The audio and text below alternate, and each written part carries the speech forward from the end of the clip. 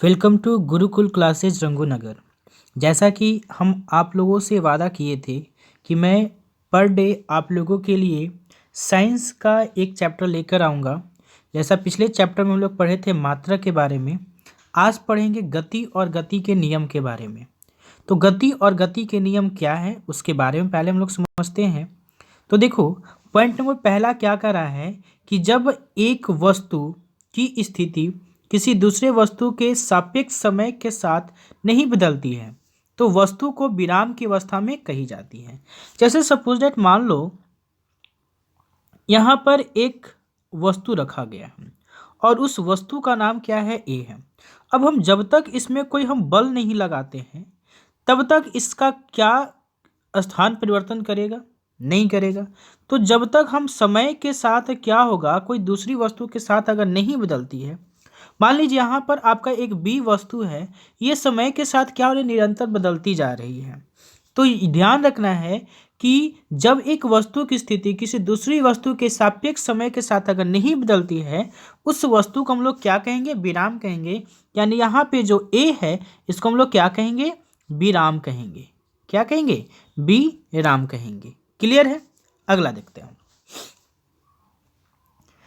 गति, जब एक वस्तु की स्थिति किसी दूसरे वस्तु के सापेक्ष समय के साथ निरंतर बदलती रहती है तो वस्तु गति की अवस्था में कही जाती है।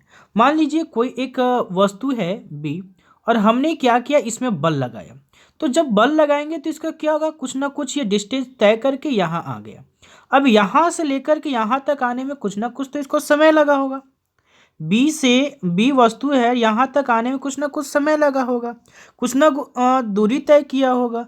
तो ध्यान रखना है कि गति हम किसको कहेंगे कि जब एक वस्तु की स्थिति किसी दूसरी वस्तु के सापेक्ष समय के साथ निरंतर क्या करती रहती, बदलती रहती है, उसको हम क्या कहते हैं, उस वस्तु की अवस्था को गति कहते हैं। क्लियर है। तो ये थे विराम और गति थे। अगला पॉइंट समझते हैं।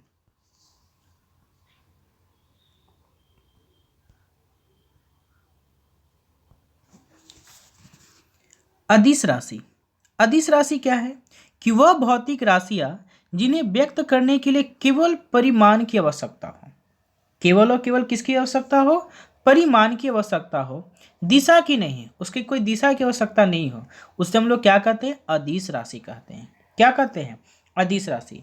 जैसे मान लो अगर हमने गया से पटना को जाने के लिए बोला, ठीक है, गया से हमको कहाँ जाना है, पटना जाना है, ठीक है। अब हम ऐसा तो हम नहीं बोल सकते ना कि देखो इसके बीच जो लंबाई था वो 100 किलोमीटर था, ठीक है। हमने बोला कि देखो तुम गया से पटना का बीच का लंबाई निकालो, ठीक है। आपने आंसर क्या दिया, 100 किलोमीटर दिया। तो 100 किलोमीटर दिया, ये तो आपने नहीं बोला कि उत्तर, या ये तो नहीं बोला दक्षिण, ये तो नहीं बोला पूरब। तो ध्यान रखना है कि आप अदिश राशि में केवल किसकी आवश्यकता होती है, परिमाण की आवश्यकता होती है, कभी भी दिशा की आवश्यकता नहीं होती है। जैसे इसमें लंबाई है, समय है, द्रव्यमान है। जैसे ऐसा हम लोग बोल सकते हैं कि देखो ये चीनी है भाई, ये चीनी जो है वो ना 10 kg उत्तर है। ऐसा कभी सुने हैं, नहीं सुने हैं। तो ध्यान रखना अदिश राशि जब भी है तो केवल और केवल परिमाण की आवश्यकता होती है। यानी चीनी को आप सिर्फ केजी में, ग्राम में, क्विंटल में निकाल सकते हैं, कभी भी इसको उत्तर दक्षिण पूर्व में नहीं निकाल सकते हैं। तो घनत्व, आयतन, क्षेत्रफल, कार्य, ये सभी के सभी क्या हैं, अदिश राशि हैं। सदिश राशि, वे भौतिक राशियां जिन्हें व्यक्त करने के लिए परिमाण तथा दिशा दोनों की आवश्यकता होती है, उससे हम लोग क्या कहते हैं, सदिश राशि कहते हैं। जैसे विस्थापन हो गया, वेग हो गया, त्वरण हो गया, बल हो गया, रेखीय संवेग हो गया, ये सभी के सभी क्या हैं, सदिश राशि। क्लियर। अब आते हैं दूरी तथा विस्थापन। दूरी तथा विस्थापन है क्या, ध्यान से समझना, यहीं से क्वेश्चन आता है। किसी समय में गतिशील वस्तु द्वारा चली गई कुल लंबाई को हम लोग दूरी कहते हैं। मान लो ये हमारा एक बाउंड्री है, देखो मान लो ये ठीक है, यहाँ हम लोग बना दिया ए बी सी और डी बना दिया, ए बी सी डी बना दिया। अब देखो तो ए से आप बी तक जाओगे, ए से कहाँ तक, बी तक जाओगे, तो आपने सीधा दूरी, देखो ये 10 किलोमीटर है, तुमको दूरी तय करना है, ठीक है, तुमने क्या बोला, किसी गतिशील वस्तु द्वारा चली गई कुल दूरी, ये जो कुल दूरी है इसी को हम लोग क्या कहेंगे, डिस्टेंस कहेंगे, यानी दूरी कहेंगे। जैसे अब ए से चलना हो, ए से कहाँ तक चलना हो, बी तक चलना हो, और दूरी आपको दिया हुआ 10 किलोमीटर दिया हुआ है, ठीक है, इसी को हम लोग क्या कहेंगे, दूरी कहेंगे। यानी गतिशील वस्तु द्वारा चली गई जो कुल लंबाई जो होगा उसको हम लोग क्या कहते हैं, दूरी कहते हैं। क्लियर है। अब ध्यान रखना है एक चीज और, क्या, समझिएगा ध्यान से, यही सवाल आता है एग्जाम में। कभी भी दो बिंदुओं के बीच, जैसे मान लीजिए हमने ए और बी यहाँ बना लिया, यहाँ ए बना दिया, यहाँ बी बना दिया। ध्यान रखना है, अगर ये वस्तु यहाँ से यहाँ तक चल दिया, ठीक है, एकदम सीधा चला, ये मान लो हम लोग 10 किलोमीटर का बनाते हैं, 10 किलोमीटर का है, ठीक है, तो ये यहाँ से यहाँ गया और फिर यहाँ से यहाँ आ गया, ए से बी गया और फिर ए से बी से ए गया, तो टोटल आप दूरी आपसे पूछा जाएगा तो आप कितना बताओगे, बोलोगे सर 20 किलोमीटर बताओगे। लेकिन यही अगर विस्थापन पूछा जाए, यही अगर क्या पूछा जाए आपसे, विस्थापन पूछ दिया जाए कि देखो ए से चला बी के पास और बी से फिर आ गया ए के पास, तो उस समय जो विस्थापन हो जाता है वो कितना हो जाता है, 0 हो जाता है। तो ध्यान क्या रखना है कि दो बिंदुओं के बीच कुल दूरी कभी भी शून्य नहीं होती। ध्यान रखना है, दूरी कभी भी शून्य नहीं होती है, विस्थापन शून्य होगी लेकिन कभी भी दूरी शून्य नहीं होगी। अगला समझते हैं विस्थापन के बारे में। देखो ध्यान से, विस्थापन किसी गतिशील वस्तु की अंतिम तथा प्रारंभिक स्थितियों को अंतर को हम लोग क्या कहते हैं, विस्थापन कहते हैं। या समझ लो, हमने बोला कि देखो तुमको गया से कहाँ जाना, पटना जाना है, ठीक है, अब आपने क्या किया ना कि जहानाबाद होते हुए नहीं गए, आप इधर इधर कैसे भी करके इधर जहाँ से मन किया वैसे वैसे, लेकिन आप पटना पहुँच गए। आप 1 दिन में पहुँचे, चाहे 2 दिन में पहुँचे, 3 दिन में पहुँचे, लेकिन आपने पटना पहुँचा। तो ये आप सीधा दूरी तो तय नहीं किए, टेढ़ा मेरा रास्ता तय किए। तो ये जो टेढ़ा मेरा जो रास्ता है इसी को हम लोग क्या कह देंगे, विस्थापन। मतलब आप लोकल लैंग्वेज में इसको ऐसे कह सकते हैं। तो किसी वस्तु की अंतिम तथा प्रारंभिक स्थिति के अंतर को हम लोग क्या कह सकते हैं, वस्तु का विस्थापन कह सकते हैं। दूसरी बात समझिएगा, ये एक सदिश राशि है, ध्यान रखना है, ये क्या है, एक सदिश राशि है। विस्थापन क्या है, एक सदिश राशि है। दूसरी बात, एक चीज और ध्यान रखना है, ध्यान देना, इस पॉइंट को स्क्रीनशॉट ले लेना है। देखिए समझिए इस पॉइंट को, विस्थापन आपका शून्य भी हो सकता है, धनात्मक भी हो सकता है और ऋणात्मक भी हो सकता है। क्लियर है।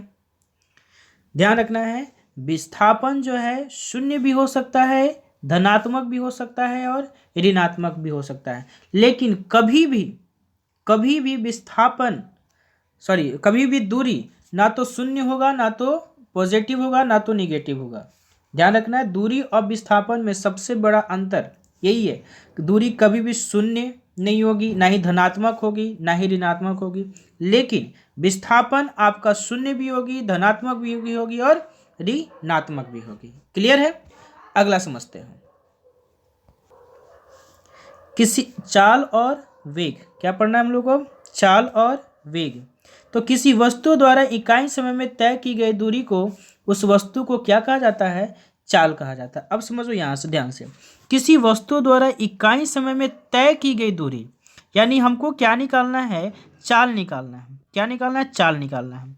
तो चाल बराबर हमने क्या पढ़ा, इकाई समय में तय की गई दूरी, तो इकाई समय में, तो हमने क्या निकाल दिया, चाल बराबर दूरी बटा समय। ध्यान रखना है, चाल को आपको वी से डिनोट किया जाता है, कैपिटल वी से, और डिस्टेंस यानी जो दूरी है उसको स्मॉल एस से, और समय को स्मॉल टी से डिनोट किया जाता है। यानी चाल का फॉर्मूला क्या होता है, v = s/t होता है। क्लियर है। दूसरा बात समझिएगा, इसका जो एसआई जो मात्रक होता है वो क्या हो जाएगा, देखो दूरी का क्या होता है, मीटर होता है, और समय का क्या होता है, टी होता है। यानी चाल का क्या हो जाएगा, मीटर पर सेकेंड हो जाएगा। क्लियर है।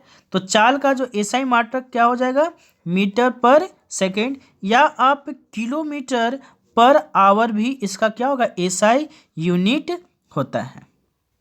क्लियर है यहाँ तक। अगला समझते हैं।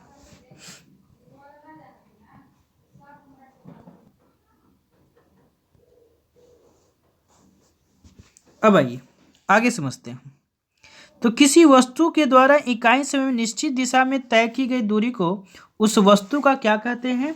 वेग कहते हैं। क्या कहते हैं उसको? वेग कहते हैं। जिसका जो एसआई इसका भी जो मात्रक होगा वो क्या हो जाएगा? मीटर पर सेकेंड होता है। क्या होता है? फिर समझते हैं इसको।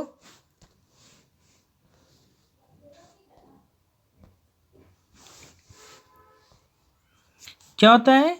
मीटर पर सेकेंड होता है। क्लियर है? तो एसआई मात्रक मीटर पर सेकेंड होता है। और ध्यान रखना वेग क्या होता है? सदिश राशि होता है। क्या होता है? सदिश राशि होता है। क्लियर है? अगला समझते हैं लास्ट। वेग में जिस दर से परिवर्तन होता है उसी दर को क्या कहा जाता है? त्वरण कहा जाता है। उस दर को क्या कहा जाता है? त्वरण कहा जाता है। क्लियर है? अब त्वरण का फॉर्मूला क्या होता है? ठीक है, तो त्वरण में हम क्या पढ़े? वेग में जिस दर से परिवर्तन होता है, क्या होता है? परिवर्तन होता है। तो किस में परिवर्तन होता है?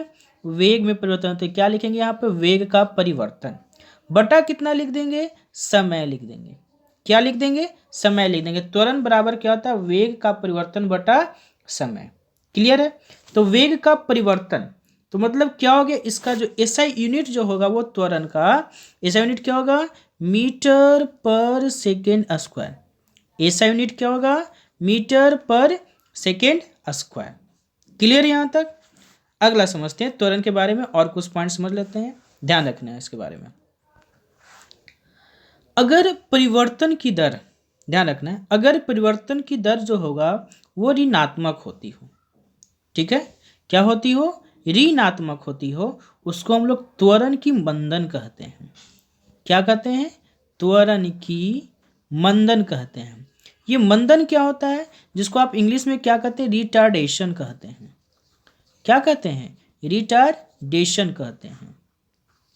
रिटार्डेशन कहते हैं यानी त्वरण को मंदन कहते हैं। और इसका भी जो एसआई मात्रक जो होता है वो मीटर पर सेकेंड स्क्वायर होता है। तो एक तो त्वरण हम लोग पढ़े, एक त्वरण की मंदन में क्या पढ़े हैं कि इसका जो दर होगा वो क्या होगा? ऋणात्मक होगा। क्लियर है? क्या होगा? ऋणात्मक होगा। तो ये थे आज गति का क्लास वन आपको हम करवा चुके हैं। मिलते हैं हम लोग क्लास 2 में। तब तक के लिए नमस्कार।